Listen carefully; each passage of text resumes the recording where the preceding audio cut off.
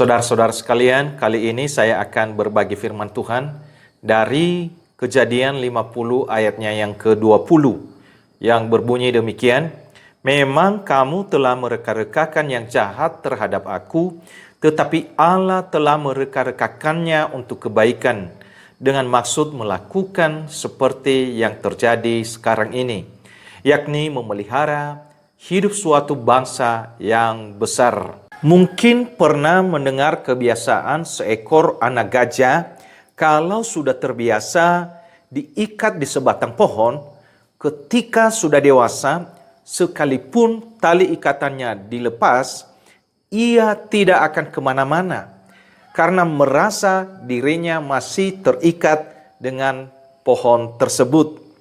Manusia tentunya bukanlah seperti gajah, namun tidak jarang yang memiliki kebiasaan seperti itu.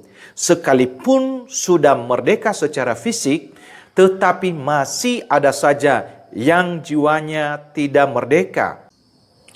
Keluarga Yakub misalnya, mereka dibesarkan dalam keluarga yang sama, mereka makan makanan yang sama, pola pendidikan yang sama, tetapi lihat, hanya Yusuflah yang jiwanya benar-benar merdeka. Ia boleh saja menjadi hamba di rumah Potifar, tetapi jiwanya merdeka, berani menolak godaan yang tidak sesuai dengan kehendak Allah. Ia boleh saja dimasukkan di dalam penjara karena fitnahan, tetapi jiwanya merdeka. Ia masih menjadi berkat kepada orang-orang yang ada di sekitarnya di dalam penjara. Lain halnya saudara-saudaranya, walaupun mereka lahir dan dibesarkan di dalam keluarga yang merdeka, tetapi jiwa mereka terbelenggu oleh kebencian dan kedengkian. Yusuf yang dijual ke tanah Mesir merupakan bukti dari jiwa yang terbelenggu dari saudara-saudaranya. Sampai mereka pindah ke tanah Mesir pun dan berada di bawah kekuasaan Yusuf, jiwa mereka masih terbelenggu. Jiwa mereka masih terbelenggu dengan rasa takut, terbelenggu oleh masa lalu mereka, dan terbelenggu oleh kebiasaan buruk mereka.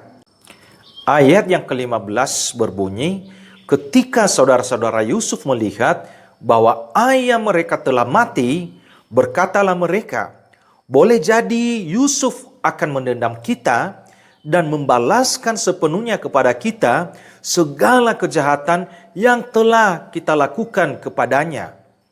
Perhatikan frasa, boleh jadi Yusuf akan mendendam kita. Apa Yusuf mendendam? Tentu saja tidak. Mereka hanya terbelenggu dengan pikiran yang negatif saja. Mereka menyamakan Yusuf sama dengan mereka yang suka memikirkan hal-hal yang jahat kepada orang lain. Yusuf tidak demikian karena jiwanya benar-benar merdeka. Yusuf tidak melihat penderitaan yang menimpanya dari kacamata manusia, tetapi ia melihat dari kacamata Allah. Ayat 20, "Memang kamu telah mereka-rekakan yang jahat terhadap aku, tetapi Allah telah mereka-rekakannya untuk kebaikan dengan maksud melakukan seperti yang terjadi sekarang ini, yakni memelihara hidup suatu bangsa yang besar."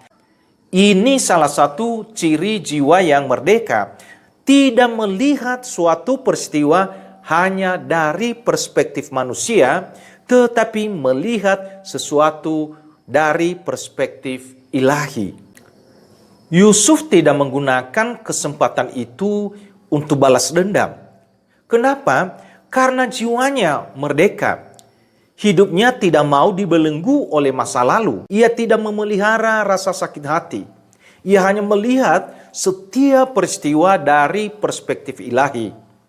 Abraham Lincoln pernah berkata, bagaimana memandang bunga mawar menentukan cara berpikir kita. Mengeluh karena durinya artinya kita sedang membangun pikiran yang negatif. Tetapi mengagumi keindahannya, itu berarti kita sedang membangun pikiran yang positif. Yusuf senantiasa membangun pikiran positif di dalam hidupnya sehingga jiwanya benar-benar merdeka.